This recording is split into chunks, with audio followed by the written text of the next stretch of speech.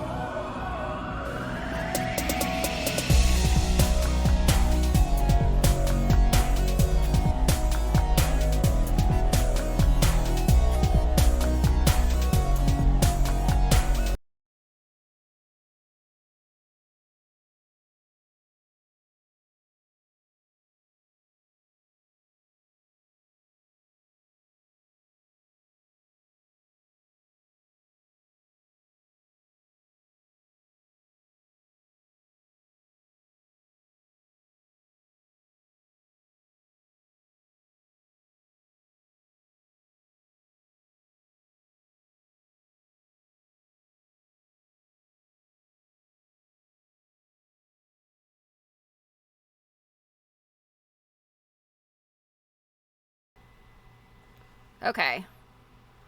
Should have sound now. I don't know why I did that. Maybe because I opened OBS, my streaming software, before I turned on my mic. I don't know. Anyway.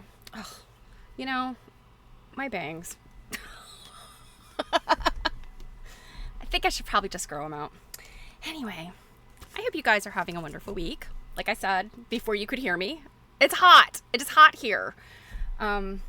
I do not like summer. I'm over it. I went out to get my mail.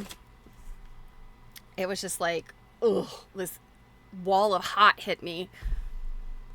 And I just stepped out. I grabbed the things out of the mailbox, went back inside, and I stood in my hallway for a couple minutes just looking through things. I have a trash can out there, and then, the junk, I just throw it away immediately. So I was just quickly looking at the things. And I was only standing out there in the hallway for like a minute. Our hallway is like, if you're looking at my house, our hallway is like along this one side of our house, and we don't heat or air condition it. We just keep doors shut, so it just doesn't get anything. It's when we have the doors open, it all, heat goes up. So in any event, long story short, I was standing in my house for 1 minute, and I had sweat stains when I came back inside. Like, this is ridiculous.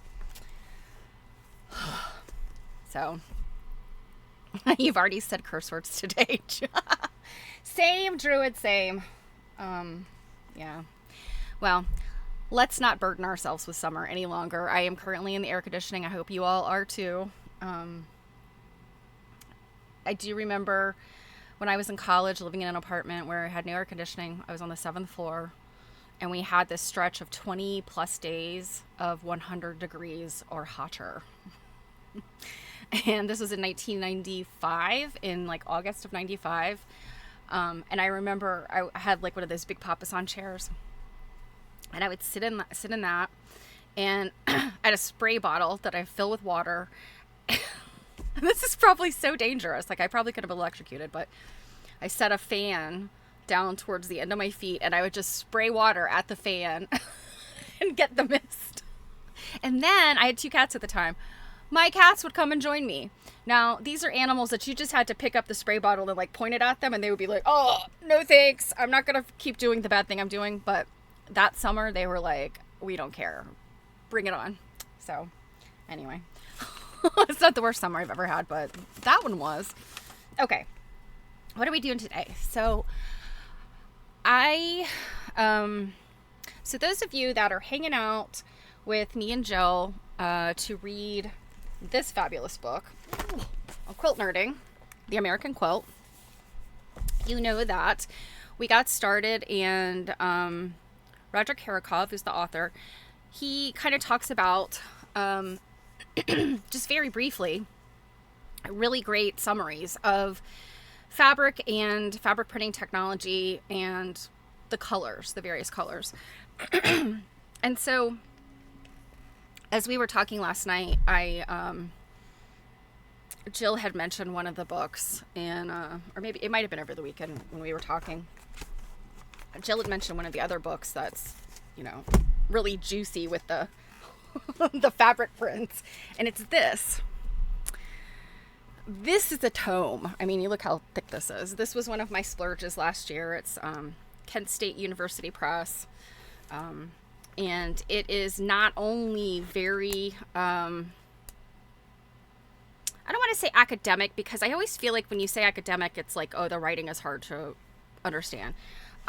It's textbooky in the sense that there's a lot of text in it. There's a lot of research that went into this book. So it doesn't necessarily flow as like a good picture book, although there are tons of pictures in it. So I had started to look at this and I was like, you know, it's taking me too long kind of to like find things I wanted to show. And also, despite the fact it's got this look about it on the front, there are not really a whole lot of like big full page pictures in this. You know, they're all kind of, you know, small things, which is fine. It's a beautiful book. So much information, so much interesting information, but I didn't think it was a very good option to take pictures out of. However, I have this book, Textile Designs, 200 Years of European and American Patterns Organized by Motif, Style, Color, Layout, and Period. And I think it's, the authors or the editors are Susan Meller, Meller, and Joost Elfers, Elffers. And I think it's printed in Japan. So I don't know like what the deal with this book is. I had never really heard of it before, and I went searching for a different book, and I had found this one. And originally, let's see, what year was this printed? So this is 1991. And at the time, it was $35, or at least this volume was. And this is soft cover. The other one is not. The other one's hardcover. So I don't know if this is like a reprint because it's soft cover.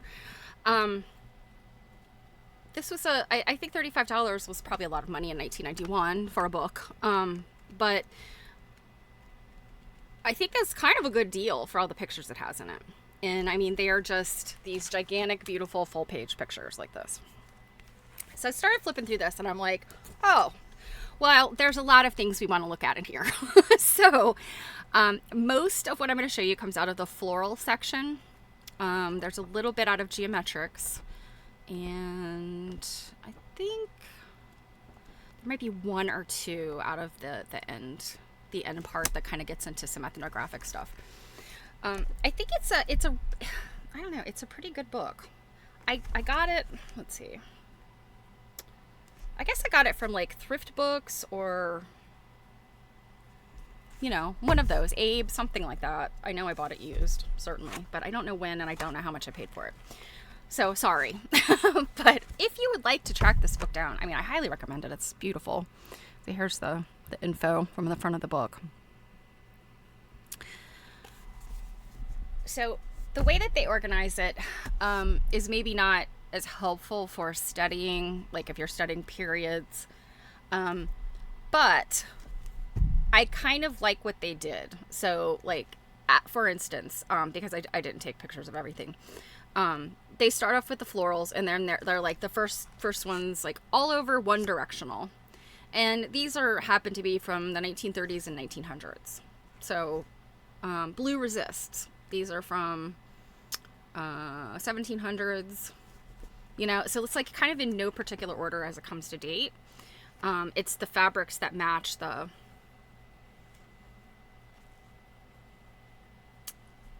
I guess the category. That's what I'm looking for, the category that they've picked.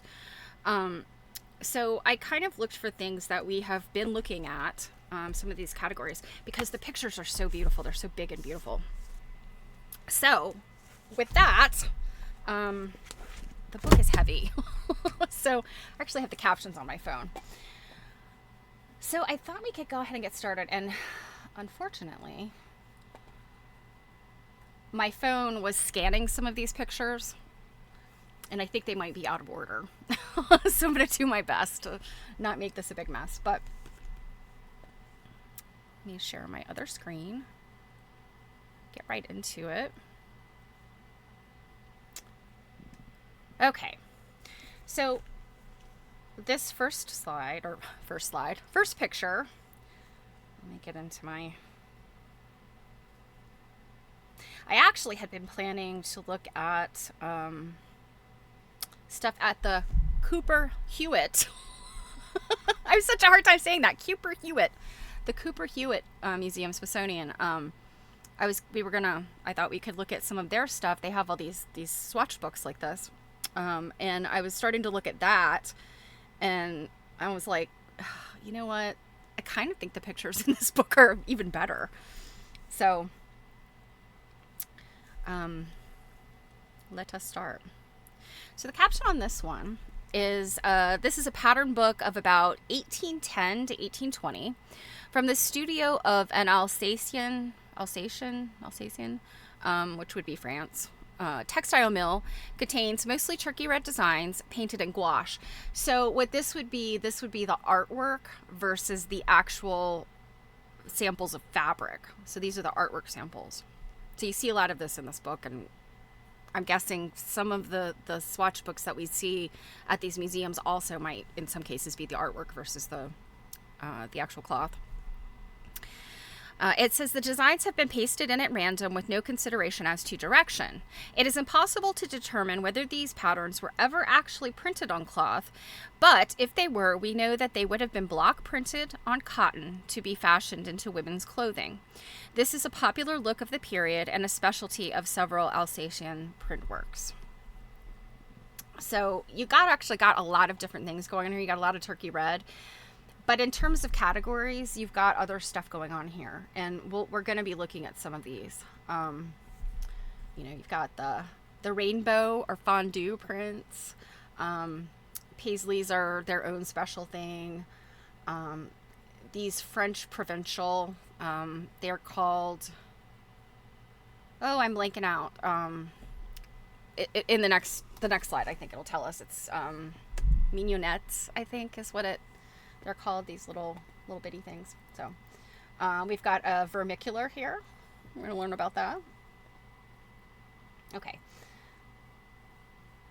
And some of these I have the captions in between. So all right, this one.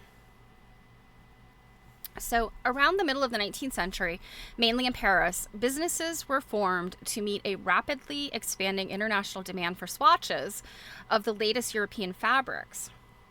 Since travel was very time-consuming and expensive, these firms played a vital role in disseminating fashion intelligence. They operated as subscription services, mailing envelopes of swatches, at first loose and later in booklets, that had been chosen to meet the needs of particular markets. The subscribers often pasted the pieces of fabric into large ledgers for ease of retrieval. This illustration shows one such book, dating from 1898. It contains printed cottons and silks that have sometimes been labeled by the service with the names of the original manufacturers. One of the first swatch services was J. Claude Frère of Paris. So I don't know if that's J. Claude Brothers. Which supplied the designs in this example. So J. Claude Frères. So yeah, I guess these are the names. A lenticular print. A flame print! Oh my goodness, we were looking at that. Jill was enamored with a flame print that was in Kirikoff's book. It was actually on a quilt. So very pretty, very pretty. This was interesting. So we've got this letter here. I realize it's got reflection, but what I was really trying to get is this stuff. I mean, these beautiful little swatches, so tiny. So, let's see. I'll read this one to you. So,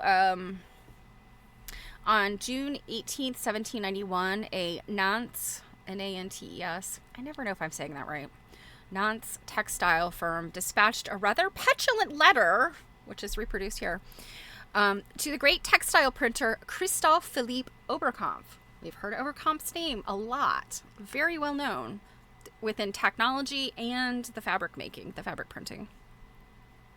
Translated into English, it reads, "We have made a selection of several patterns from those you kindly sent us.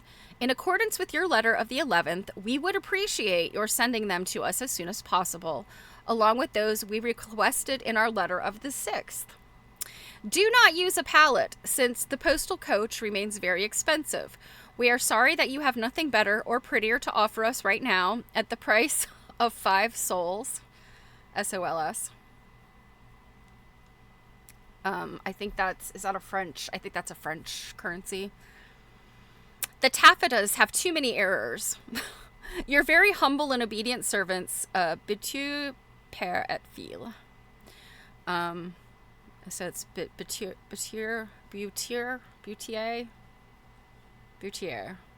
I guess Père et Fils would be father and son.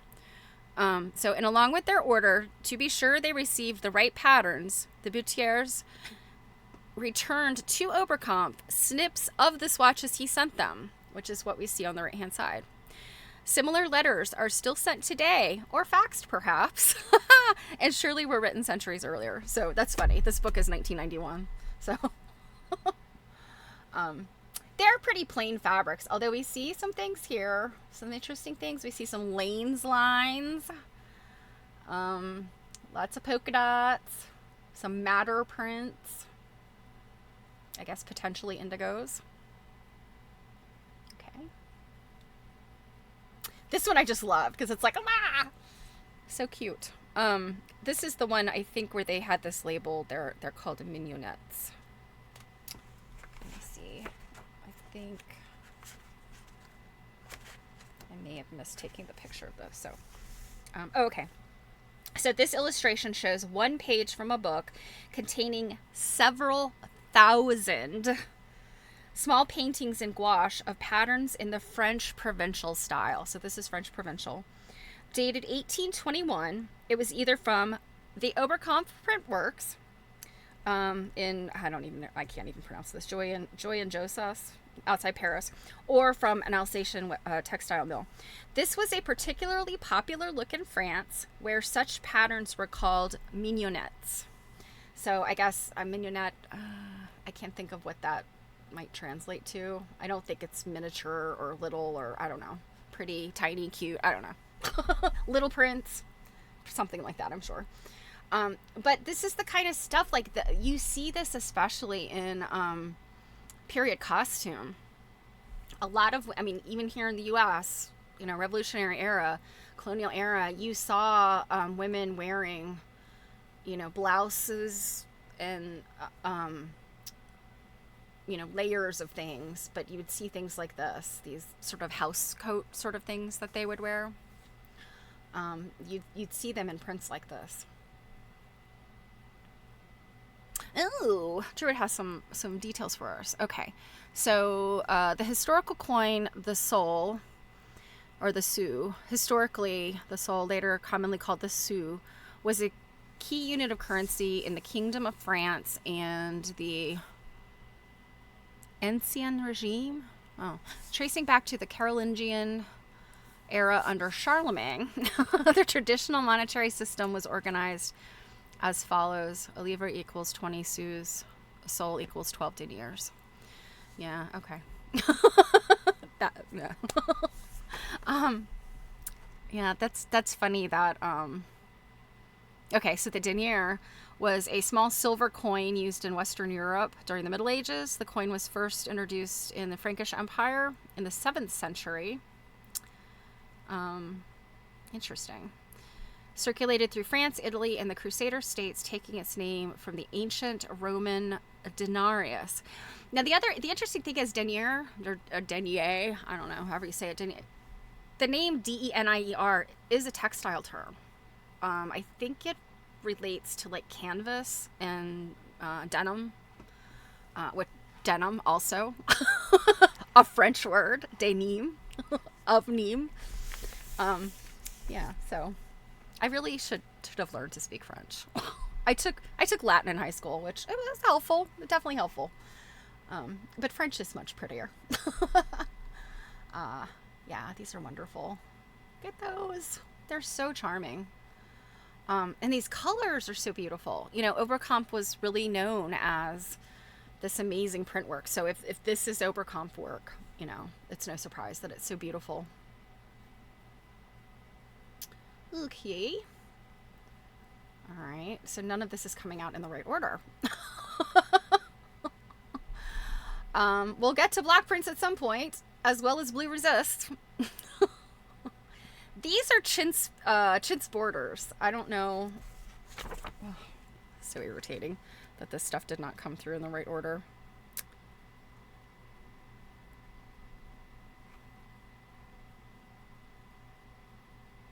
Okay. Oh, let's see. Sure, it says a high denier.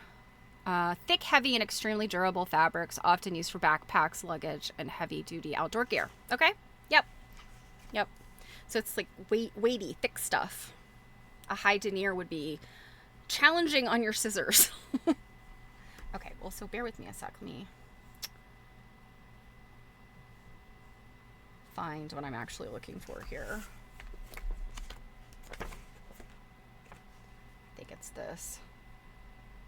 This is the one I wanted to look at next.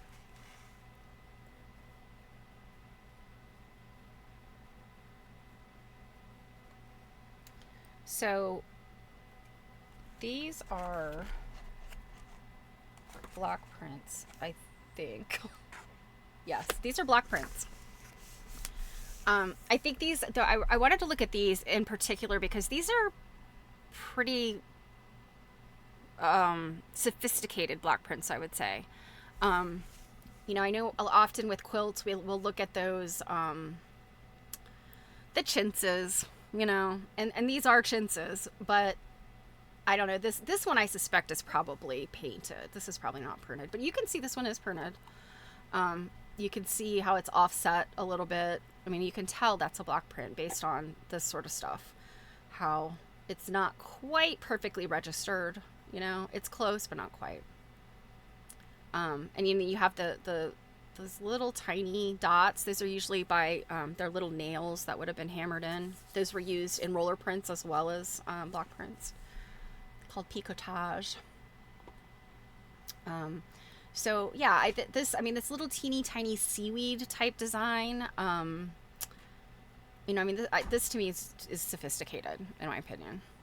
And then this one probably is printed too. It's probably not, because I'm looking here and you can see kind of the overprint here. And if you can remember, because we did not have we meaning humans, did not have green technology for a long time. The greens were either fugitive, meaning they would wash out. I don't even know if there was a fugitive green. There may just not, green dye may not have just been a thing they could do at all. But yellow and blue make green, as Glad sealable bags told us. So what they would do for a very long time until they had a stable chemical green, which the first time turned out to be highly poisonous because it had arsenic in it. But the stable, safe greens were, you know, a long time coming. So for many, many, many centuries, they are printing in, you know, overlapping. That was an exaggeration. A century or so. They are printing blue on top of yellow or yellow on top of blue. And so that's what you see here. The yellow and the blue were not perfectly registered. So you see this little outline of the yellow underneath this blue on the top.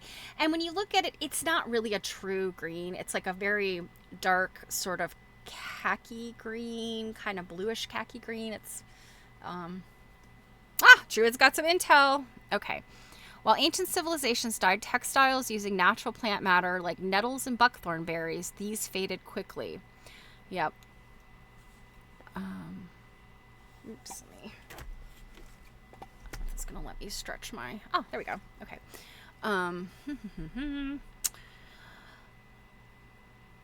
The first bright synthetic green dyes were developed in the late 18th and early 19th centuries, starting with the invention of the highly toxic Scheele's green in 1775, which used arsenic. So that's the first like synthetic green. 1775. I've read the book about it. I did not remember it was that early. For some reason, I was thinking it was turn of the century. But I mean, people literally died, from their green stuff, wallpaper, clothing stuff. Historically, green dyes and pigments have evolved through several key milestones. 1775 Scheele's green, discovered by German-Swedish chemist Carl Wilhelm Scheele. It provided a vibrant yellowish green hue, but was highly toxic. And then 1814, we've got emerald green or Paris green, invented by Wilhelm Sattler and Friedrich Russ in Schweinfurt, Germany. Remember, the Germans, they were on top of the chemical, but dyes, like chemicals in general. Germans, were all about that until we get to the Great Wars. It offered a deeper, more robust emerald color, but also relied on copper arsenite and was notoriously poisonous. Yep. So, natural vegetable greens were slightly improved, such as the introduction of vert de Chine. I wonder what is that? What is vert de Chine?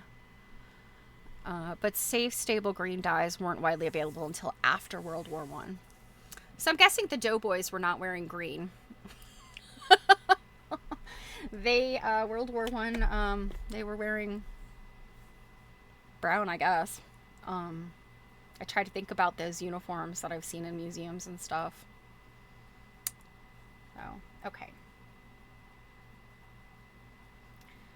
This is also a block print. Let's see if we can tell. Yeah, this looks like it's printed. Lots of picotage. I've got a whole another page of picotage stuff, but yeah, this is, oh, yep, here we have, you see how you've got this overlaying doesn't quite work out. But when you back up from these, these are things that if I didn't know about the technology, I would never guess that this is made from something that's carved out of wood and stamped. It's crazy. Okay, so these are the indigo resists. They're calling them blue resists. So the details here, most printing methods are designed to apply a dye to a fabric wherever the figures of the pattern fall. Resist printing does exactly the opposite. What is printed will in the end be left bare. In this technique, a resist, a paste or wax resistant to dye, is printed on the cloth. Next, the cloth is dyed. Finally, the resist is removed. The image appears as the white areas of the cloth wherever the dye has not penetrated. Blue resist is resist printed cloth dyed with indigo, and it was popular in Europe and America until it became less costly to discharge the design chemically. So using a bleach to kind of eat away at the areas instead of the resist. And it might not necessarily be bleach itself, but something that has a bleaching property to discharge. So in the first one on the left, the resist has been applied to form the ground of the print, leaving the figures standing out in blue. Such reverse resists were used in America during the second half of the 18th century. But as they were probably beyond the skill of colonial textile manufacturers, they are believed to have been made in England, probably specifically for export to America and to the taste of the Dutch settlers in the Hudson River Valley, where they were mainly found. There is a hint of both Indonesian batiks and Indian painted cottons in the exoticism and treatment of many of the motifs. So, yeah, I can see that for sure. That's where these floral and bird imagery comes from. I actually, let's see, bear with me a minute. We'll look at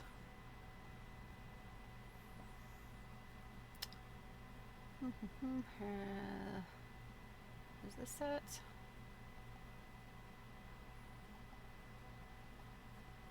Yes. Okay, so this image is not from this book. This image is from Wearable Prints. There's one picture I took from Wearable Prints. But I really like what they show here. And let me zoom in. So this is the process of applying the resist to these indigo resists. So the step one is apply first resist paste for white ground. So that's this funky shape here, this sort of brownish tan color. So then it's dyed a medium blue. Then the second resist paste is added on, and this retains this light blue, and that's these kind of lighter tan. And then you've got the dye, the dark blue dye. So this is, you know, leaving it longer with the indigo, because indigo, you know, you can get a very light color and you can get all the way up to a very dark color. It's about time and process. So get the dark blue, and then you remove the resist pastes, and this is what you're left with. And then this is the actual fabric itself. And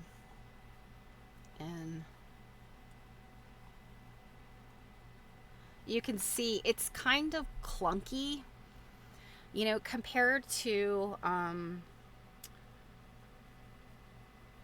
like the you know, the block prints. The block prints you would think are going to be clunky because wood. You know, I mean, how fine can you get on a piece of wood? But this resist printing, I think, is even more clunky than wood. You know, because it's just because of how it's applied, I guess, and it's a paste. I suspect it's, you know, you lose some detail there. So, okay, Jewett has some more intel. So vert to sheen usually translates to Chinese green tea.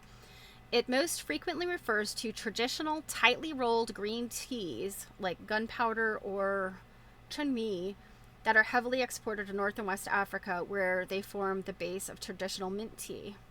So I'm wondering if they were, dyeing with tea leaves.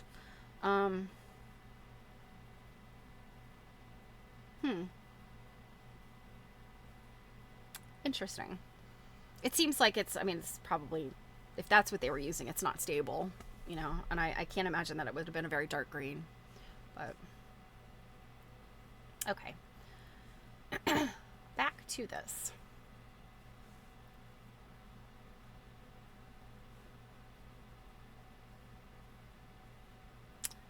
Oh, and I closed the wrong one. All right, bear with me, guys. Let me get back to where I want to be.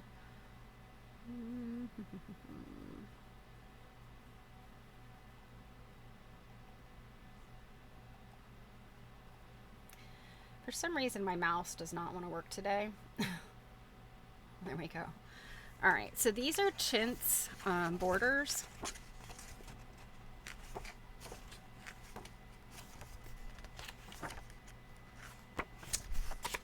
I'm just going to skip ahead to the page.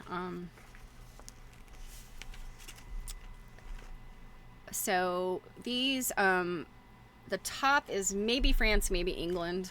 The next two are England, and these are, top two are first quarter of the 19th century, and the bottom is second quarter of the 19th century. So these are, you know, early to mid 1800s. I think they're very pretty, considering I don't like chintz. But you can see the block printed aspects here. We've got the green that's not quite working out. And then this one, it appears, I'm not sure what was going on here. This looks like, it looks like they were painting it in, like penciling. A lot of this is what it looks like to me. And it's, cause like these haven't been colored. And this brown here kind of looks like just a wash. It doesn't look like it was actually stamped or block printed. So I'm kind of wondering if this is either roller printed and then colored in by hand, or if, yeah, I don't know. I don't know what to say about this. And they don't really explain.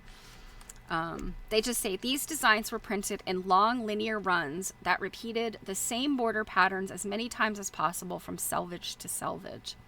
From this cloth, individual strips were cut and used singly as the trimmings for quilts, bed curtains, and drapery, and also for skirts. Like you could have a border, you know, like a chintz border on a skirt.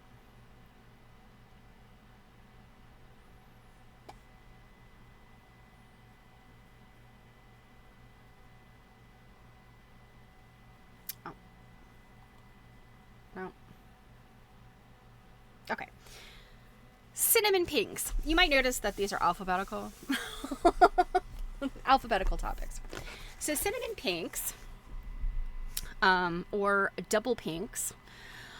So these are all USA, either late, like 1860 to 1880. This one is early 1900s. And then let's see, 3, 5, and 7. 3, 5, and 7 are French. So this tic-tac-toe is French, and the rest are US. And you guys probably recognize this. This is such a ubiquitous print, seen, I mean, all the way up to the 70s. I think this one in particular, I think either they brought it back in the 70s or it was a 100-year print, because we have a lot of it in the 70s and there was a lot of it in the 1800s. This one too is another one that was either reproduced or a 100-year print. So they say small scale florals in pink on pink were a distinctive look from the 1860s through the 1920s. Pinks like this were not considered modish, but they were a staple in the local dry goods stores of small towns all over the United States as well as in Europe. Rural in feeling and rather sweet, they often ended up in patchwork quilts and children's garments. While cinnamon pink is a provincial American term, people in the industry called these color combinations double pinks for obvious reasons. So double pink, industry term. So if you hear somebody say cinnamon pink, you don't have to yell at them, but it's not the industry term. Okay, whoops. So now we get to half mourning, chocolates, purples, and shaker grays. So I'll read first and then we can look at them. So chocolates, purples, and shaker grays were terms used in the 19th century textile industry for dark-hued calicos like these, which were worn by widows who had passed out of the stage of mourning proper when they were expected to wear black. The sad sisters of cheerier cloths, such as the cinnamon pinks, these prints were also favored by practical rural working women, not necessarily bereaved, because their speckled textures and dark colors required less frequent laundering. So you can see this is a purple. These are purples. This one's kind of a chocolatey. That's kind of chocolatey. These are purples. This one would be kind of chocolatey.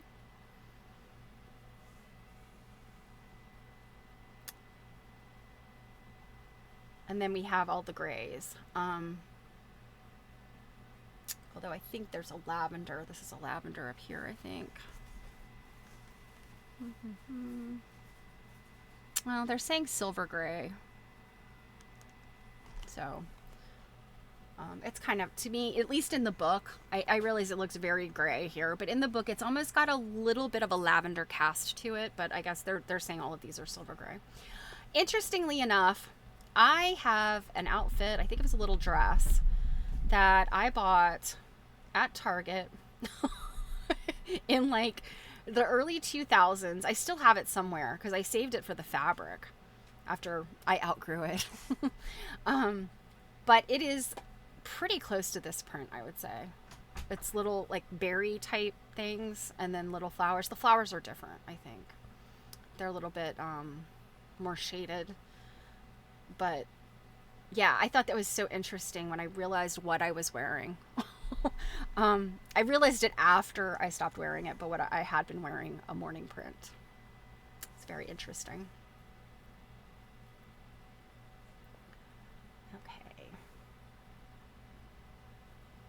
Okay, now we are moving on to, what are these? These are called Indiennes. And so this is what they say. It is a rare print that can claim a history of persecution. Indiennes were French interpretations of Indian hand-painted cottons, introduced to Europe by the East India trading companies in the 17th century, the foreign cottons grew to be in such demand that they threatened local weaving industries and were banned. So this is where you get that black market of these pretty fabrics. Now, these are chintzes as well. These would be considered chintz.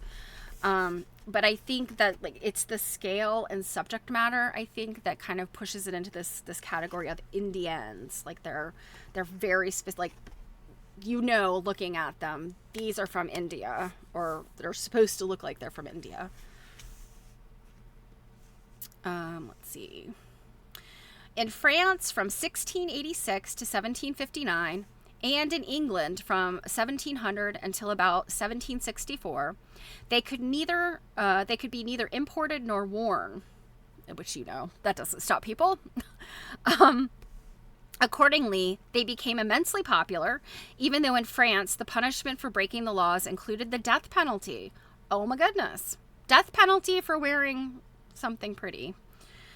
In the French free port of Marseille, which was protected from the import laws, Indian cottons were both traded and copied, and then smuggled through the country.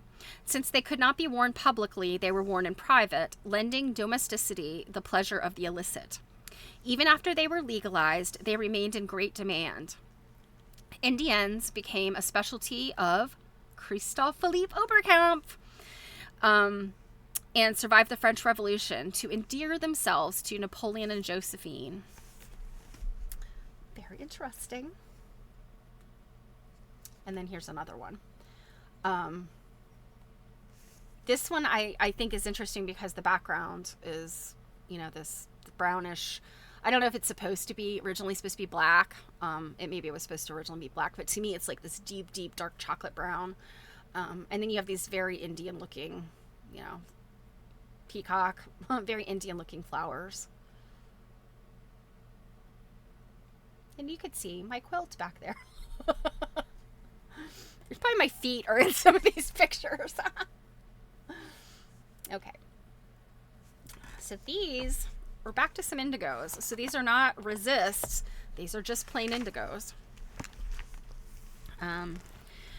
So indigo is a dye rather than a design, but the patterns printed in indigo, most commonly with resist and discharge techniques, have a distinctive look. As early as 3000 BC, plants of the genus Indigofera were harvested in India for the deep, permanent blue they imparted to cloth. Now, if you guys remember when I'm trying to remember, I think it was it in the Heritage of Cotton, or might have been in the Chintz book, where, you know, he talked about, you know, these different processes. And I think I'm thinking of actually turkey red, but it kind of applies the same to turkey red and indigo. It's like, how did they figure this out? You know, because it's not like it's a process that, like, oh my gosh, I left a pot of soup out and it turned into like the best dye I've ever had in my life. The indigo plant has to be like broken down and fermented and further processed, and it doesn't actually, like, the dye water itself is not even blue. Like, it's green, and it's the oxygen reaction that turns it blue. So I wonder, you know, and they're quoting 3000 BC here, like we're talking like, you know, pre-recorded civilization. Like, you know, people could figure this out. You know, I'm not saying no, but it just seems kind of strange for me, right? Oh, I missed it. Druid had more intel on Vert de Chine. Okay, so Vert de Chine, also known as locale, is a historic plant-based green dye and pigment imported from China in the 1850s. Sourced from the bark of a specific buckthorn species. So it's not green tea, but I guess it looks like green tea. That must be why it's got the same name. It was highly prized for coloring silk, but is incredibly rare and complex to use today. Again, another complex dye. Like, how did they figure this stuff out? The magic of light. The traditional Chinese process for dyeing with vert de Chine relied heavily on the exposure to sunlight. Fabric was soaked in the plant extract, spread out flat to dry in direct sunlight, and this step was repeated several times for the dye to adhere. The final product produces a striking, bright, and delicate green on natural fibers like silk, often with bluish or violet undertones. Interesting. It's very interesting. Yeah, again, like, I guess I could see, like, maybe getting. I mean, what are you going to create a dye bath of, soak some buckthorn, and then you accidentally got it on some clothing, and you spread the clothing out to dry, and they were like, oh my gosh, it dyed it green. Like, I don't know. Like, I just try to put my head in, like, these prehistorical. It's impossible. It's impossible to do, but it's, I try to wrap my head around it. Anyway, let's see, where did I leave off here? So, introduced to Europe in the mid-16th century, dyeing with indigo replaced the earlier and more difficult blue dye technique based on woad, although not without much protest from the woad growers. Interestingly, woad and indigo actually it's a particular chemical that is the same between both plant species, and it's the active ingredient. So that's why woad. I don't think you can get as dark of a blue with woad. And woad is the one that your mordant is pea. So that's the one. I think there's an episode of Outlander where Claire goes to some Scottish, I don't know if it's at a castle there, and the women are out on the grounds, and they have this like little chant that they do while they're massaging urine into this fabric. And I'm like, ew. But woad would also be what the Scots were painting their bodies with. So some of these, and not just the Scots, but like the early settlers of the UK, like the Pictish people, etc., would use woad because it was blue, and like blue is not a natural body color. So, when they would paint it on their bodies, they would be fearsome, right? So, yeah, what's the Mel Gibson movie? I'm blanking right now. Braveheart. I think that's you see that scene where they're all coming out and they have the blue on. That's what that is supposed to be, is woad. Okay, moving right along.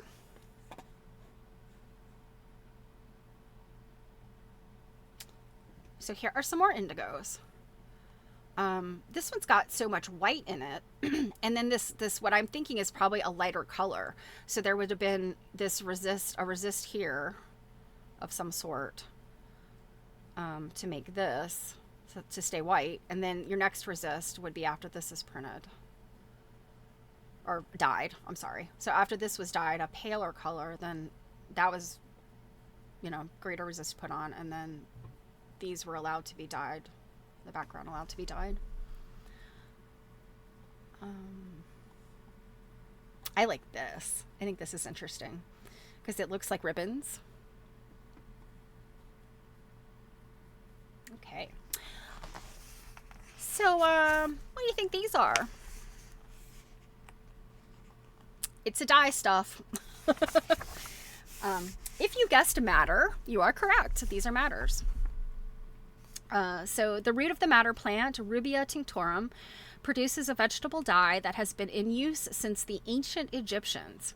It is extremely color fast and can produce a wide range of hues: reds, rusts, oranges, blacks, browns, and purples, depending on the mordant used.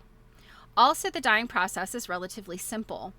Though genuine madders are rarely used today because their active ingredient, alizarin, has been made chemically since 1869 from the coal tar product anthracene. We know all about coal tar. You can make anything from coal tar, I promise you. Get yourself some coal tar and you have the ingredient of life. Okay. So, this was commonly used dye in 18th and 19th century textile printing It was especially popular in the second half of the 19th century for everyday clothing. So, in addition to those little mignonette prints that I mentioned earlier, these are really common sort of prints, that you're seeing in the 1800s, colonial America, and then into the 1800s. And by the way, this one is madder, but it is also a rainbow or fondue. So you can do some of these specialty printing techniques with multiple different types of coloring agents. This one reminds me so much. In fact, I'm pretty sure these flowers here are directly reproduced by Cranston in the 80s. Cranston loved some madder colors, rusty colors in the 80s. I want to say it's some cheater cloth, like a pillow, to make a pillow that's got borders with those flowers. And then here's another. And I think it's really interesting to note, like, you can go from these oranges to purple with madder. I just think that's so fascinating. And again, how'd they figure it out? Somehow they did, but it seems like, I feel like madder is more, a little bit more of like a, oh wow, look at that. Look what happened there. Because it doesn't involve all these different steps. It just involves, the plant material and then a mordant. So, yeah, I think these are all very interesting.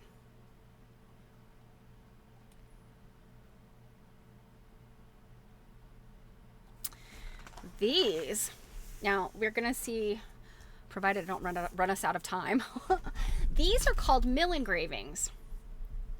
But what they are those intaglio prints or copper plate prints. And we'll see them come up again later in this book.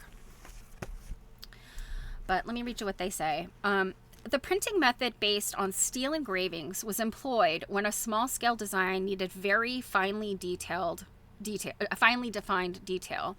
Mill engraving is a demonstration of the 19th century printer's practical application of the properties of metals.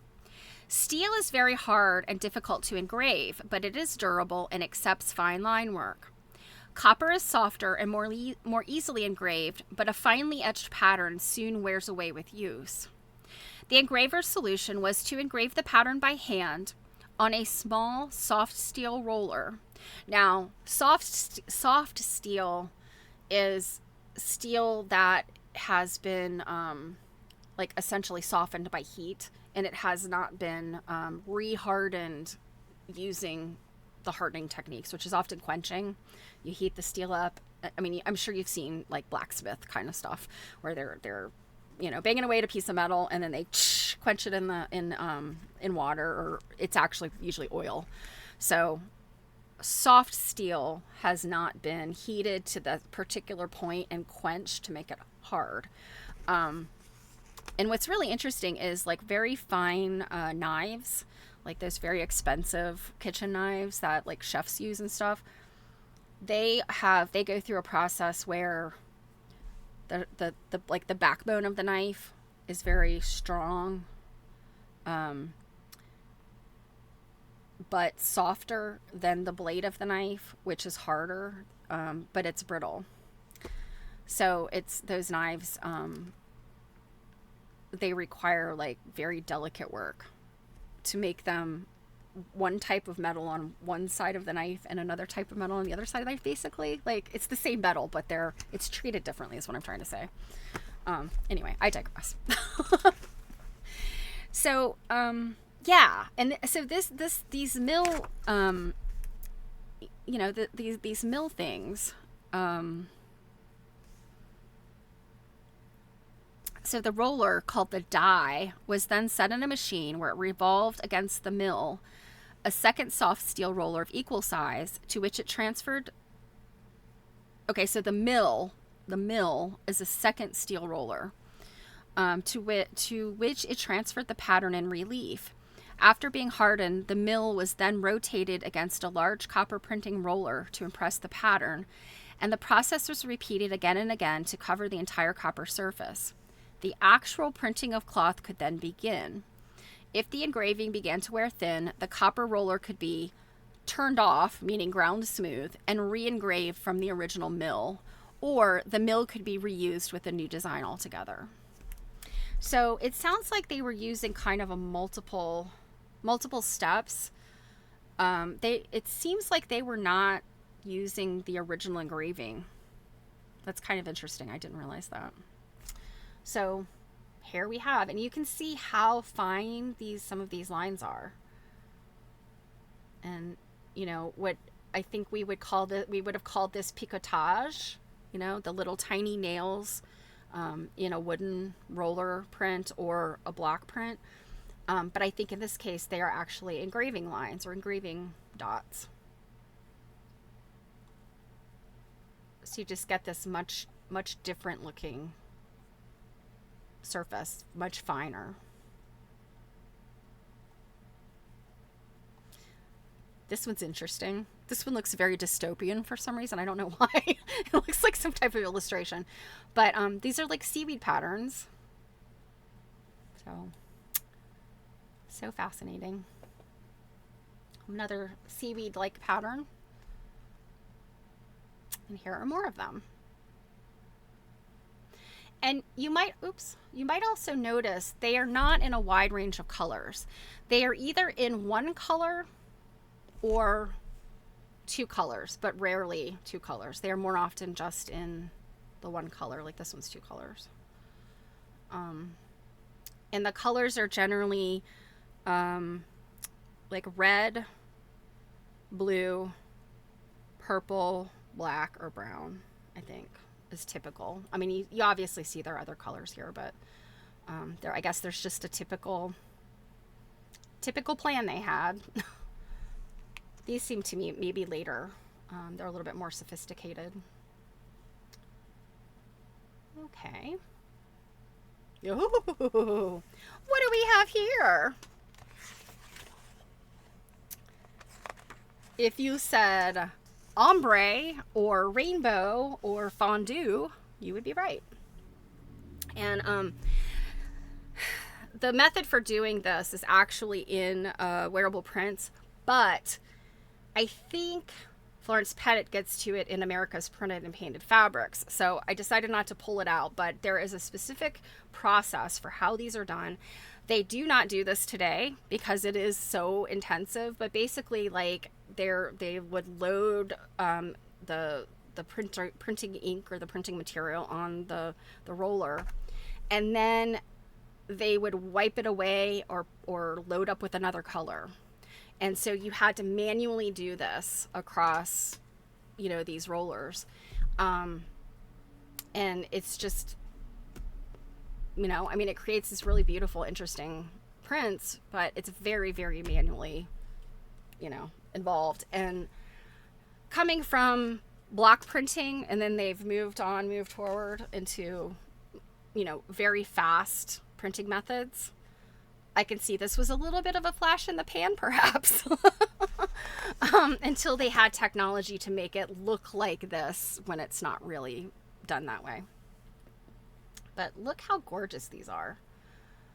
And how they achieved this. Again, it's by, this seems to me like it would probably be a multi-step situation, where these darker colors were printed on top. Like the design was printed on top. It started off as just the colors, stripes. And, hey, Robin. I'm glad you remembered it was Thursday. Friday Eve. But yeah, so I think that these were like strips of color. They wiped and applied the strips of color. Then this like black print on top. And then I guess possibly even these little flowers even at a later point, after the black. Should be another one. Yeah. These, you guys. Oh my gosh. So this is clearly not printed. This one is, I believe, a gouache Yeah, this is gouache on paper, this one. And this one is too, I think. Yeah, this is gouache on paper as well. So these are the designs.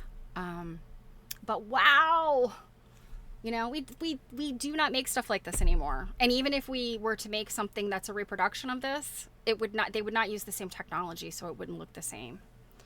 You know, today a fabric company would probably, to reproduce something like this, would probably go with a digital print.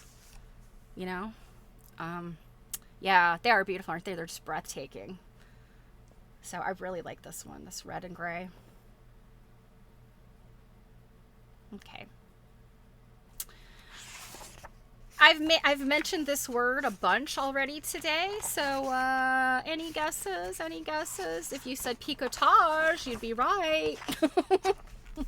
So picotage is simply the teeny little dots, and you see this particularly with block prints, where they literally are taking little wires or teeny little nails and hammering them in, you know, into these patterns on the blocks or on the rollers, because it's impossible to carve wood down to that dot. So using the little metal pieces would accomplish this. This one, I don't know how they accomplished that. This one seems like maybe it was a block printed resist and then it was dyed. I don't know if it says. Well, this one is actually a design. This is on gouache on paper, 1900 and 1920. But that would be my guess, is they would do some type of resist here. This one is printed. In fact, you can see a little stain. What's the date? So this is 1840 to 1845, this one. And then these are, this is printed on cotton, and this one's gouache. So what they say about picotage, known as pinning in England, dates back to the 18th century block print. The carver, unable to cut very fine dots in relief, would stud the wooden block strategically with different sized brass pins to create effects of shadow and highlight on the printed cloth. Though the original technique is no longer used, the look has remained a part of the design vocabulary. Picotage effects are seen most frequently today in traditional floral chintzes that aim to capture the old-fashioned block printed look. And I can tell you, it's not just the block prints, it's also the wooden rollers that they did this with. Lovely. These. These are amazing. Okay, so these are provincials. And, you know, this is just going back, and again, chintz type stuff. In some cases, these are all about 1820-ish, and these are all designs. So these are not printed on fabric; they're printed, they're gouache on paper. But nonetheless, these are just, I don't know, like mind-bogglingly beautiful. And I mean, can you just imagine? You know, these may or may not have been made. That they kind of say that here in the book, that, you know, some of these. They aren't sure whether, and I think actually one of the things I read said it, they aren't sure whether they actually got made, but, you know, that these were in these printers' libraries. But can you imagine, you know, walking out with an outfit made out of this? Gorgeous. So what they say about these, the name provincial, or provincial, comes from the association of these designs with Provence, where it is hot and sunny, and people wore these cotton prints as part of their traditional costume. Provincial prints, in fact, mark the beginning of a large-scale commercial textile printing. The type known as mignonettes were produced by the thousands in the early 1800s, at first by laborious hand block printing, and they were the bread and butter of the new industry. Oberkamp, his mill, though better known for its sophisticated copper-printed scenic toiles, subsisted on these designs and exported them with great success. Napoleon is said to have visited the factory and to have told Oberkampf, "You and I waged good war on the English, you by your industry and I by my armies, but your way is the more effective." Oh, what? What would these fabrics have been used for? Yeah, so something like this, they could be draperies or they could be clothing. I would say smaller prints are going to be your clothing. Whereas these larger, like, I guess depending on how big this literally is, which I'm going to say they're probably pretty big, this would be like bed hangings, draperies, that kind of thing. But stuff like this, you know, if it's a smaller print, would absolutely have been used like on blouses and stuff. Look. Oh. So the mignonettes, are, let's see, 5 through 16. Yeah, so the mignonettes are all of these little stripy things. And when I think of French provincial, that's what I think of, are these little prints, but they're all very bright and colorful, and stripy in the case of these. The ones that we looked at earlier from, you know, that were, you know, all in that scrapbook, they're a little less stripy. There are some stripes, but some more. Well, that's no good. Cake, what did you do? Okay, sorry about that. Yes, wallpaper, absolutely. Wallpaper would be another one. In fact, when I bought my house, the wallpaper that was in this very room was a heinous chintz. That's probably why I don't like chintz. It was Waverly, I think. So I love this. This is wild. This thing here. Like those little swirls. I mean, that's crazy. It's like really kind of trippy. Okay. These are borders. These are provincial borders I just threw in here. Can you imagine that as like a wallpaper border? Like a chair rail border? Wow. It actually says these were often used as scarves, but also quilts, curtains, tablecloths. So this, I think right here, this very print here is the corner of a scarf. As you can see, there's like a solid space here. So this would be, you know, the corner. Oh, so pretty.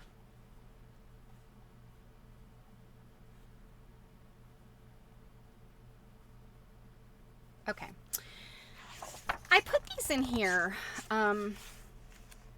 because it was kind of interesting to me that this is what they used. This is turkey red. And I guess because here in the US, there's lots of turkey red prints. I kind of expected that they would have had like the double pinks. I kind of expected that they might have had some of those, but like the turkey red ones. Because there was lots of them. Turkey red with like little black figures. I think maybe even some with white figures. They were definitely, you know, multicolored, but also vibrantly turkey red like this. But for whatever reason, they chose this stuff. These are all French patterns. I think the next set is scarf borders, but in fact, I think they're all scarf patterns. Yeah, they're all scarf patterns. And yeah, so this is a different turkey red than we're used to looking at in terms of our you know, our quilting cottons. So it says also known as Adrianople reds. These may be the most fanciful designs in all of textile printing, though based on madder. So turkey red actually has its basis, its chemical basis is madder. It starts with madder. Turkey red dye was more complicated and time consuming to produce. And it goes on to talk about like kind of the chemical process and how it came from Turkey to Europe. Today, turkey reds are seldom seen except in toned down cotton bandanas. The pulsating red may be sending out a subliminal message of intense emotion, passion, or rage that causes many people to remark, "It's too red." Like, okay. Yeah, so these are scarf borders. This is a scarf border. There. That's pretty. Oh, goodness. And to me, these look like these are Indians, right? Like, so we looked at the Indians, and this is the turkey red versions of the Indians.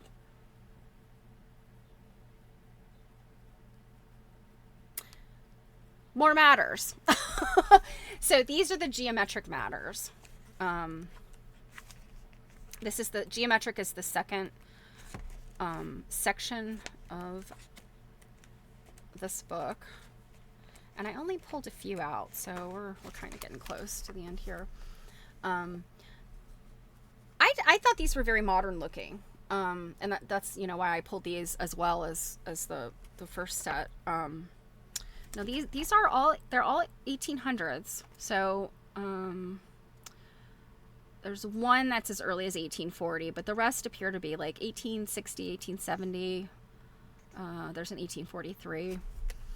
So these are still fairly early, but they're, instead of floral designs, they've like this. That's interesting. This is very like a complex plaid. I mean, that's very interesting. But I mean, all of this color comes from madder. And like this almost reminds me of like mid-century, like mid-century modern kind of stuff. Nothing, everything new is old,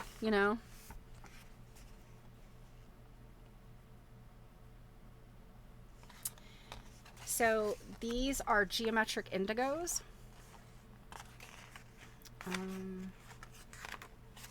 Let's see, where did I get these from? These might be out of place.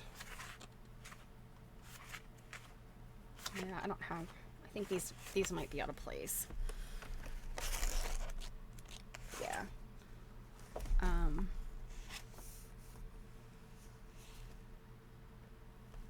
Yeah, this is kind of more just the same information, but yeah, these are just using geometric patterns versus florals. But what I thought was really interesting is this one that has multiple colors in it. It is from France, 1830 to 1840. The French printing technology, you got to give them credit. They were doing some really interesting stuff. Really pretty stuff. I guess technologically advanced stuff. Now these are eccentrics. Now what you have in here, interestingly, Hoyle's waves. That's this. It looks like hair.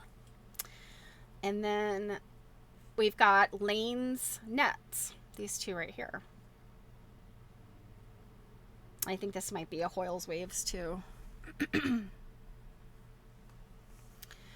So, and I guess this could probably be considered one of them as well. But the point being, these are kind of optical illusion. I mean, look at this.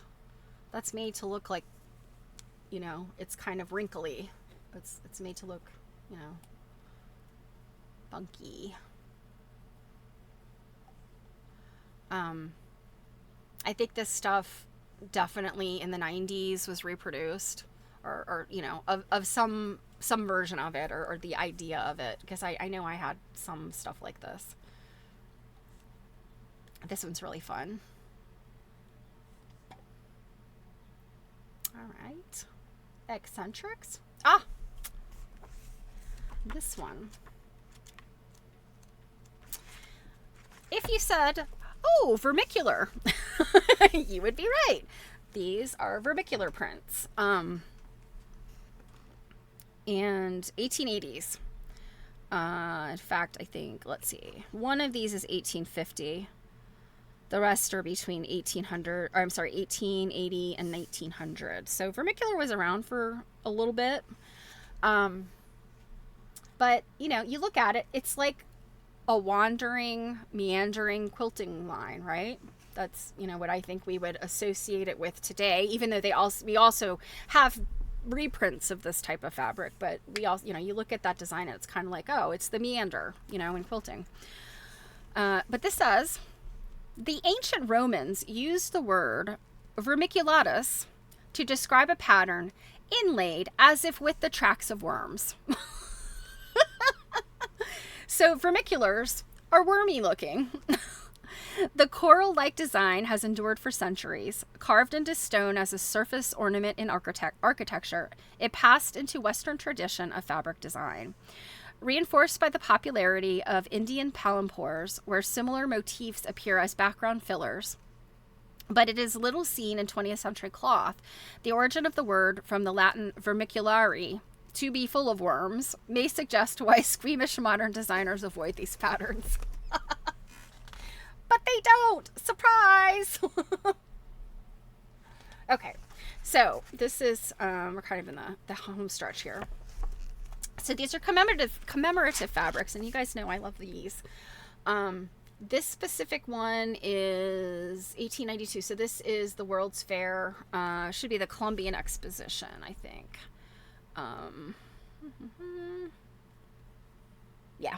Yeah, so this is for the Columbian Exposition in Chicago in 1892. And you see, 1492, America's discovered. There's Columbus.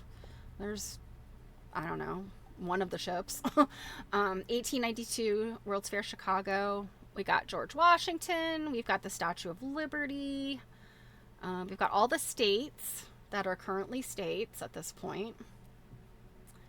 Oh, look, over here we have the New World in a little wreath. I guess, is this supposed to be Columbus, I guess? I don't remember him wearing such a ruff, but maybe. Okay. And then we have, this is the British Empire exhibition from 1924 at Wembley. And this, I think, is a handkerchief. I think the other one before was actually yardage. Yeah, this one is a scarf or a handkerchief. The one previously from Chicago is yardage. So we have all these different pavilions. Very cool. And then this one, if you've never seen this one, where have you been? Because I have this. I have a scrap of this fabric I was showing you guys. So this is one of the bicentennial prints that, there's a really great quilt at the Newark that uses, you know, this among other fabrics from that period. Okay.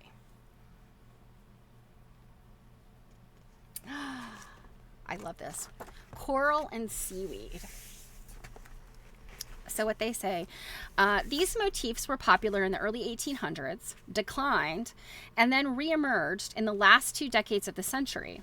A kind of organic version of the all-over grid, they were also warm designs, evocative of tropical seas. The abstraction of the coral pattern may temper its exoticism. In any case, the colors and intricate shapes of coral have been used as decorations in the West since antiquity. Chaucer describes women wearing bracelets of coral, and from the 17th century onward, coral appeared frequently in the Wunderkammer, or the chamber full of natural and man-made curiosities, also a wonder cabinet, collected as an aristocratic hobby. Coral and seaweed patterns appear occasionally as 20th century home furnishings, but rarely in clothing. However, they are presently enjoying a resurgence as a fresh-looking, understated decorative chintz. That was 1991. This, oh my gosh, that is like, what? This stuff gives me like, and this one is, I would argue that these two, I mean, I realize they are coral. They're definitely coral, but they've got a little bit of a vermicular, especially this one's got a little bit of a vermicular look to it, but they have like a mid-century feel to them too, to me. I don't know if it's just, I think it's probably the colors, like the saturation of the colors. This one is also a fondue or a rainbow print. So I just think these are really lovely. And then this page of them. Look at this. Oh my gosh. That is so cool. Like, the coral has these little flowers with it. And this one, I think this is, when I think of the coral prints, I think of this a lot. This one up here. If you guys also remember, Mocklin is the little wooden tchotchkes. A lot of it are needlework tools, but they made other things. But they're wooden pieces that were made in Scotland in the late 1800s, and they were made for all kinds of places. So like tourist attractions and schools and, you know, all these things. And then there were some that were holiday oriented. There were ones that were tartan, you know, that were plaid. And, you know, again, they're just small, very well made little wooden things, highly polished. And then the imagery would have been like a transfer design. They had a seaweed and coral version, like a series that has literally seaweed and coral on it. So it definitely was something that was like really popular in this time period. Yeah, and I've been stalking those seaweed and coral Mocklin for a long time. I haven't found the right piece to buy. They're a little bit pricier than the regular Mocklin because the seaweed and coral ones are rarer, I guess. But yeah, leave it up to me to like the rarer stuff. And Marianne, are you here? Did I see you earlier? No, I can't remember. I hope you're here. If you're not, this one's for you, Marianne. This is a grotesque. So when we were, you know, again, looking at Kirikov's book last night, or night before last, I'm sorry, with, you know, quilt nerding, he kind of sort of generalized about different types of imagery, and he mentioned grotesques, but didn't really get into it. This is a grotesque. So these are, when you think about, you know, fanciful carvings on, you know, the friezes and, you know, stuff with the Romans and the Greeks and their mosaics and their carvings and stuff, like they liked fanciful creatures. And so that this would have been considered the grotesques. Let me read about it to you. And have to, next time you see Marianne, you're gonna have to tell her she missed something I pulled out just for her. Okay, so grotesques, fantastic decorations with a slightly wicked air were popular in ancient Rome, then disappeared until their rediscovery by Renaissance lovers of all things classical. Giorgio Vasari, the great biographer of the Renaissance artists, described the pleasure these designs inspired when they were unearthed in the 15th century. Soon, costly silk brocades appeared on the market with highly stylized, grotesque animals as the main motifs. And for a period after that, they were much copied and enjoyed. In the 18th century, however, when a purified version of neoclassicism was in the ascendant, grotesque ornament came to be seen as decadent, even repugnant. It is seldom seen on printed cloth. The example shown here is an exact copy of an early Renaissance brocade. And it would have been made in France, 1880 to 1890. So, all right. I think we're probably have one or two more. Okay, so these are more mill engravings, and I won't get into the like super details, but you know, again, you see these limited color palettes: blue, red, black. In fact, I think with these, that's blue, red, and black is all you get. This might be like a tan here, but these are not just mill engravings, you know, in terms of the technology, but, excuse me, these are also the novelty or conversation prints of the late 19th century. And they're crazy, right? Like these, I don't know if these are little bundles of something. We've got pins and buttons, butterflies. I think this is a little kid catching butterflies. We've got a jockey riding what appears to be a baboon, which I love. This is a jockey riding pins. We've got some songbirds. This looks like it's like a little devil or something. I don't see like a devil's tail, but it looks like there's little horns. So a little devil crawling up. These are just a strange cone. And some little dogs peeking through the wallpaper. I don't know. Jockey riding a baboon will probably remain my favorite. There's also like housefly. There's all sorts of dogs and you know, horseshoes and all those kind of things that go in this category as well. And by the way, I just flipped a page and I didn't, I'll have to show this to you in a minute. Okay, and this is one of the final ones. This is a patchwork, faux patchwork. And they say a necessity of the traditional patchwork quilt is, of course, the patch. A small piece of fabric sewn painstakingly together with many other pieces to make a continuous pattern. Printed patchwork offers the look without the time-consuming labor, which is why it is also called cheater's cloth. There are some researchers that get mad when you say cheater's cloth. They prefer that it be called printed patchwork, which is what the authors here have done, or the editors here have done. In the late 19th century, when more quilts are made by hand in America than ever before, cheater cloth was a yard goods staple. Often two joined lengths of it were used for the backing of an otherwise genuine quilt, but sometimes quilts were made entirely of simulated patchwork. Since the quilting had to be done anyway, the stitching together of the quilt top and backing to the inner padding to prevent it from shifting, there was still a lot of work to do, and so these cheater cloth quilts are rather puzzling. Maybe their makers simply preferred the look of the cheater cloth to the real thing, or maybe by circumventing the piecing process, they really were cheating, or half cheating. Okay. All right, I think pillar print.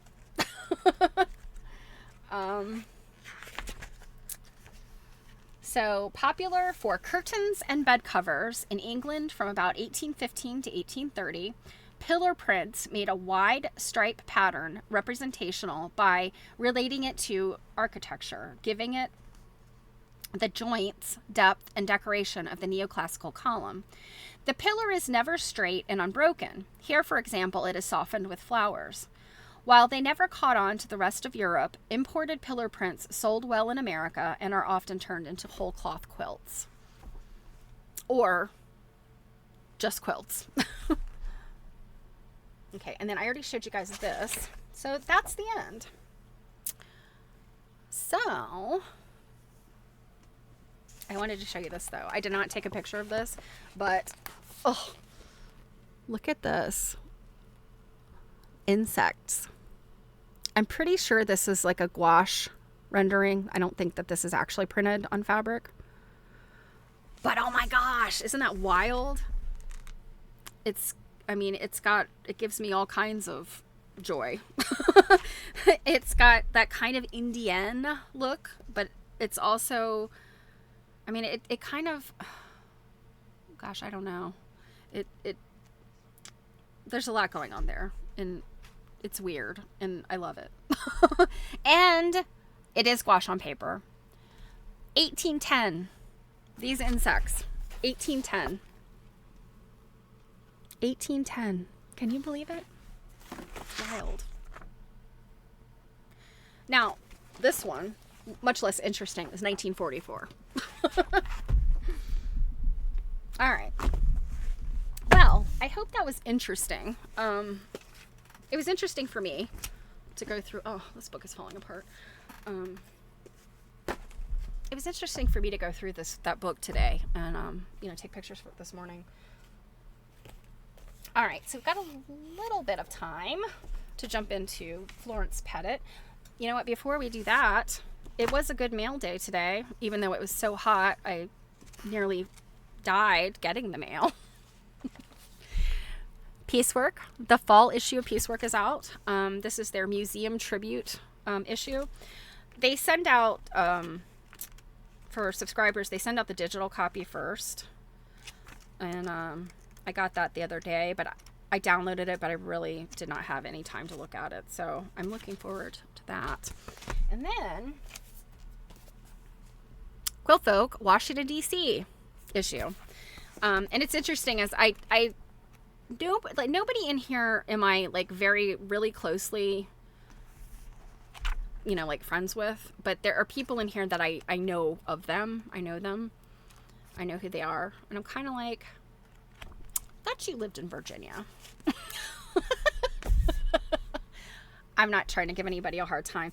It's funny, growing up, whenever anybody told me that they were from DC, I would always say Southern Maryland or Northern Virginia, because nobody is from DC. It's always Southern Maryland or Northern Virginia, technically, unless you live in like Capitol Heights or you know, DuPont, or, you know, one of the fancy neighborhoods. Nobody is really from DC. Okay. I'm probably going to get somebody call me up and say, I live in DC. Ah. So, where we left off in the book, I don't have a cover, but this is America's Printed and Painted Fabrics, 1600 to... I think it's 1900, yeah. 1600 to 1900. This is by Florence Pettit. And it was written in 1970. It was published in 1970. There was something we were reading. I want to say it was it Brackman? I think it must have been Brackman that we pulled up the other day. And I'm sorry, but the date she gave was wrong. She gave an earlier date for this book. And maybe she was referring to one of Florence Pettit's other books, but this book was, I confirm this book was printed published in 1970. So we had started looking at printing technologies, and we listed them off. You know, they are painting, so direct application. Then you've got relief printing, which is block printing. You've got intaglio, which are those copper plates. And then you have discharge printing, right? So yeah, discharge printing after those other methods. So let me pull up, and I am deeply afraid that these pictures are very much in the wrong order. Yes, they are. Oh my goodness, they are a mess. I'm gonna have to go back in here and renumber these. Oh my gosh, I will never find what I'm looking for here.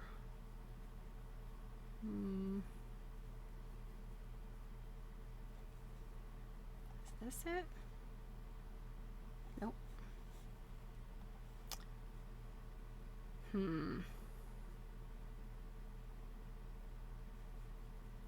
Nope, that's not it either. Ugh. How pesky. Why did it not put them in the right order? Well,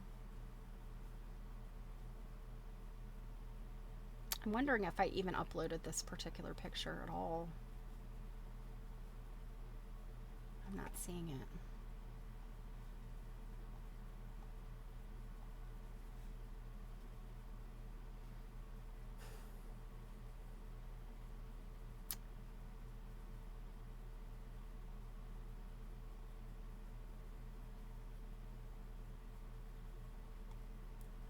Well, you guys, I might be holding up to the screen again because I did take the time to gather all these pictures.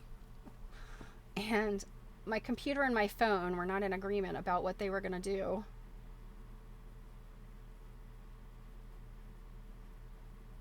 Ah, here we go. Hopefully they'll be in some sort of order. Okay. So, discharge printing. Now we're getting to the second.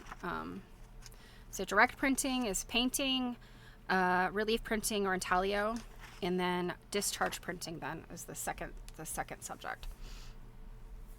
So what we see here is a dark blue sheer cotton woven with a patterned stripe. So I guess this is this is woven in.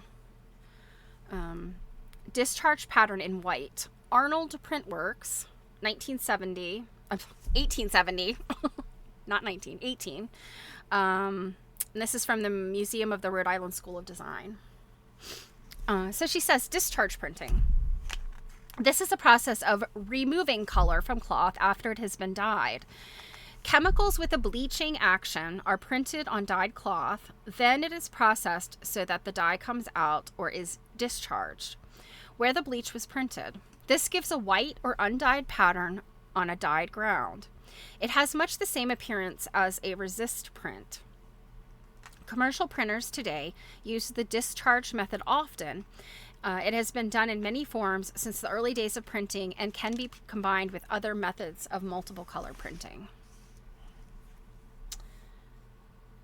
And this is cotton resist dyed with various mordants and madder from North India circa 1300. It was found in Egypt. So I wonder how they know it's Northern India. I guess the subject matter tells them maybe. And it's also from the Cooper Hewitt. So mordant dyeing. It's strange how she has these things numbered. So mordant dyeing. This is really a form of direct printing, but because it is rather special, we list it as another basic method.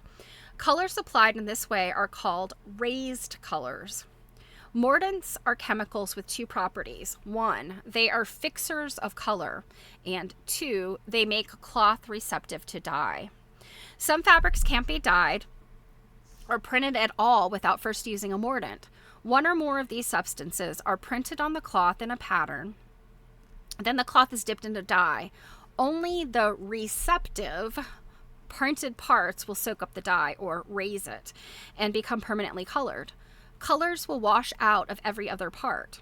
Sometimes the whole cloth is treated with a mordant first, then printed with a dye. Different chemical mordants will cause the cloth to turn different colors in the same dye pot, and this magical process has been discovered, rediscovered, and used all through the history of printed fabrics.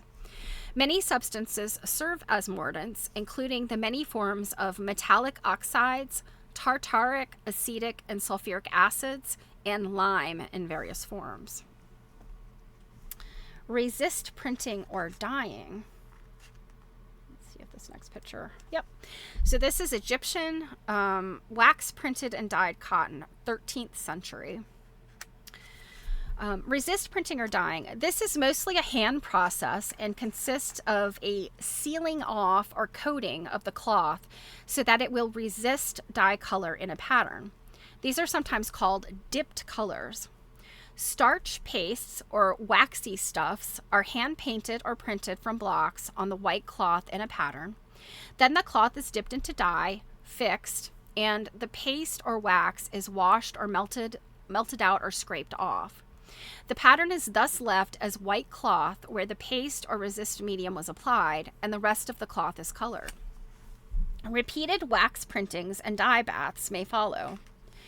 Javanese batiks are masterpieces of resist printing, wax painting, and dyeing in many colors. In early America, the so-called blue resist were simple paste printed and indigo dyed patterns.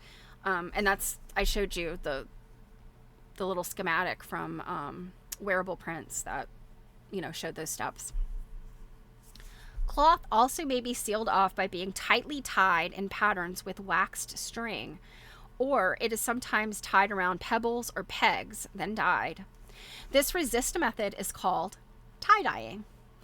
The distinctive look of a resist print is its lack of sharp precision. And in the case of wax painting, the crackles in the wax occasionally take the dye and show clearly. Some very early Java batiks were done so carefully and painted and dyed so many times that they are precise and wonderfully detailed. And she's referring to a picture that's upcoming. We'll see it in a bit.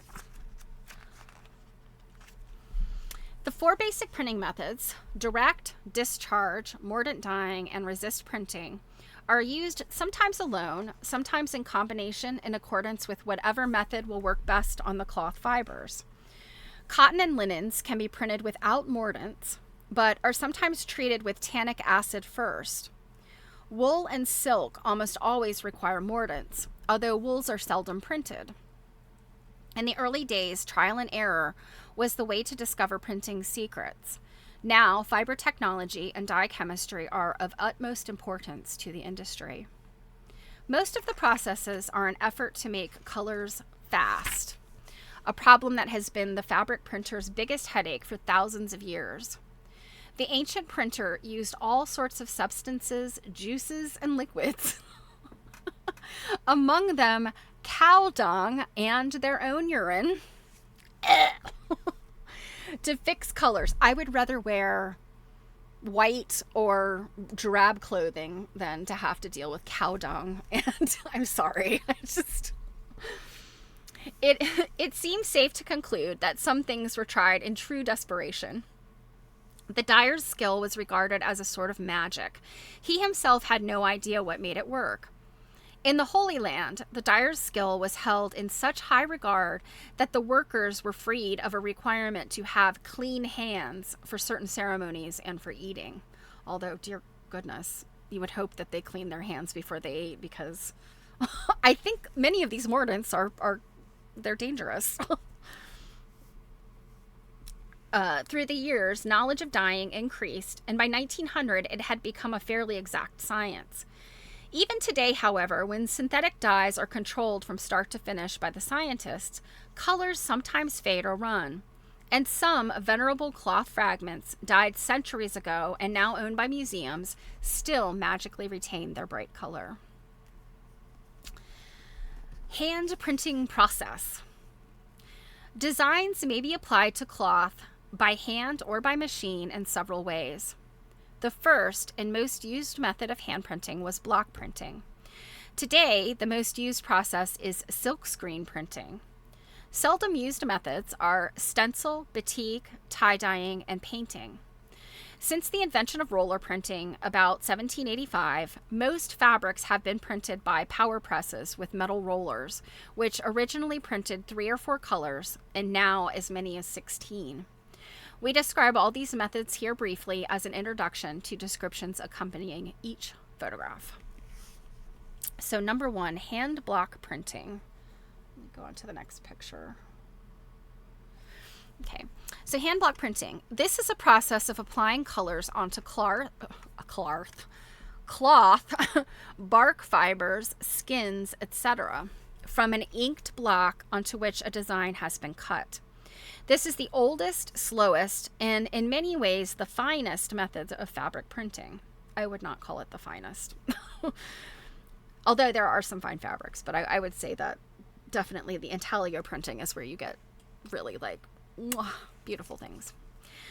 Many primitive methods of decorating by pressing natural forms into clay, then using the hardened clay with dye to print, or by pressing carved wood forms into cloth, skins, and grass weavings are the origins of the block print. South Sea Island and Hawaiian tapa cloths are handsome examples of primitive block prints.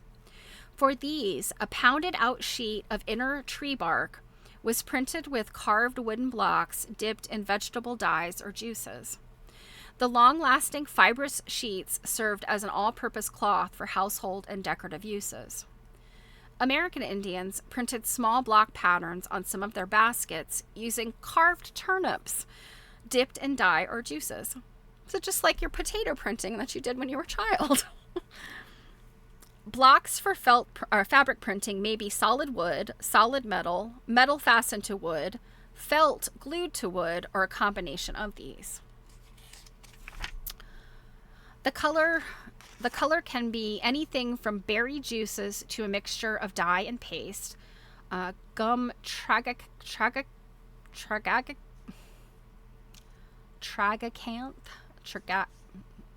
Tragicamp. It doesn't sound right. Or similar thickener.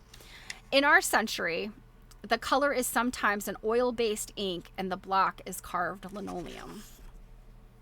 And so what you see here on the screen is printed tapa cloth from the Fiji Islands in 2 shades of brown. And you know, honestly, the making and printing of tapa cloth is so fascinating. It is hard work, but from what I can tell, I have not done it myself, but I would love to go to like Hawaii or you know, one of the islands, you know, out in the South Pacific where they teach this, they do this and teach this. I think there's a number of Hawaiian teachers. Okay. So these are wooden block prints.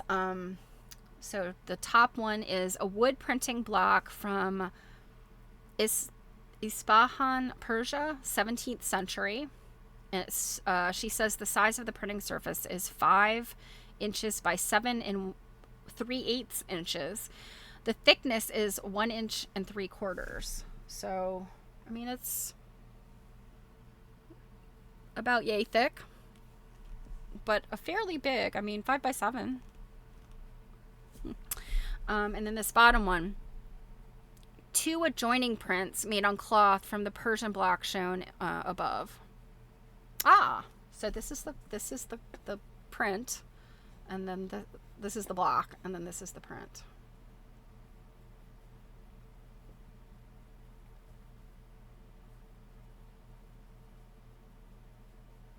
The open spaces are for different additional colors, huh?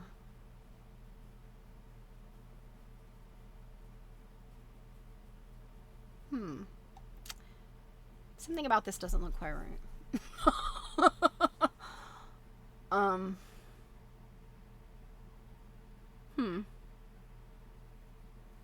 Yeah, I can't quite reconcile the fact that these seem to be the same, but these are negative of this.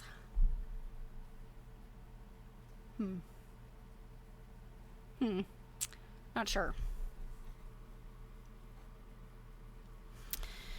The procedure is briefly this. The pattern is planned on the designer's drawing table. He may make his design any size, from a very small hand-size unit up to a dimension of from 15 to 18 inches, but not much larger. The block may be rectangular or square, or it may be cut to follow the contour of the design unit. The printing surface must be absolutely flat, but the back can have a handle carved into it or attached. The design may be drawn directly on the wood, or it may be transferred by tracing it from a carving in reverse on the block. The design is then carved with a knife and curved gouges so that only the design itself is left standing. All background or non-printing parts are cut away to a depth of about 1/16 of an inch. Or more, so that the design stands up in relief, and the dye or color is applied only to the elevated parts. Each color to be printed must have a separate block, and each must be planned and keyed to fit with the others, so that all colors will print and register. So that means like they have to be able to properly interlock, and you would have, you know, if you were going to be printing another color on top, you'd have to key it. So there would be some way, you know, of when you're going to print to know that you're printing in the right spot. Sometimes it's like a notch or something that you line up, you know, in each succeeding print. Small metal pins called pitch pins, so we're not talking about picotage, called pitch pins are driven into the corners, or driven. Why did I say drive? They're driven into the 4 corners of the block, or at least 2 corners, in the same position, and these are used to register the colors in a multicolor design. So it's these little pins. But I mean, there are other ways, because I mean, I took some block printing in college, and maybe it's not historically done, but we had other ways of, you know, like using notches and stuff like that. The small pins receive the dye or ink along with the design, and the printer sets the second and succeeding blocks on the cloth so that the pin dots coincide with those from previous blocks. These little register dots can sometimes be seen on hand-blocked fabrics. Register may also be achieved by marking off the fabric in advance of printing. So you'd have temporary marks, lines, like a grid that you'd print into. Sometimes fine line parts of the design are made in metal. Strips of brass, copper, or iron are shaped into the design, then driven on edge into the wooden block and leveled so that their thin top edges take the die and print onto the cloth as a durable but delicate part of the pattern, often the outline. This is called a coppered block and was commonly used in colonial days to print embroidery and braid patterns. Sometimes straight nails or metal pegs are driven into the block, leveled and inked to print a small pattern of many dots. This is called picotage. I like to say that, picotage. Got a nice ring. It is from the French word for prick, picoter, and the English sometimes called these pinned grounds or piqué work. Because wood or metal will not hold large amounts of dye, felt was sometimes glued into the areas of the design, usually outlined with wood, and this took up more dye and printed it better. When dye or a dye and paste mixture was used, the block is pressed into a dye-soaked felt pad and then pressed by hand onto the cloth laid out on a padded table. The padding is important, by the way.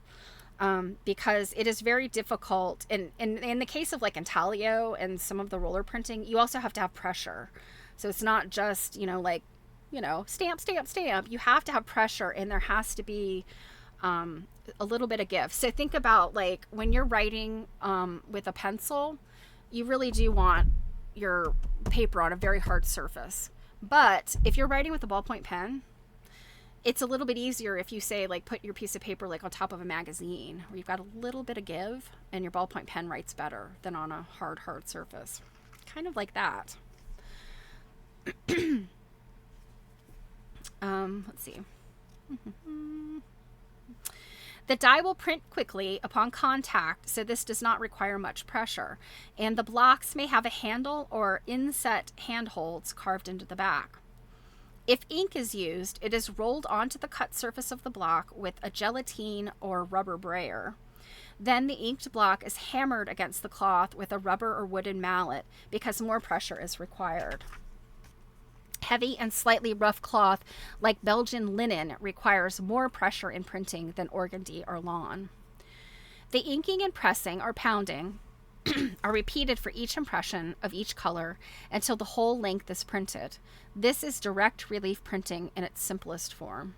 And if you are reading the Kirchhoff book, America's Quilt, The American Quilt, A History of Cloth and Comfort, he said that it would take, I want to say it was like, I can't remember, like 50 yards of fabric would take a hand block printer, like, I can't remember.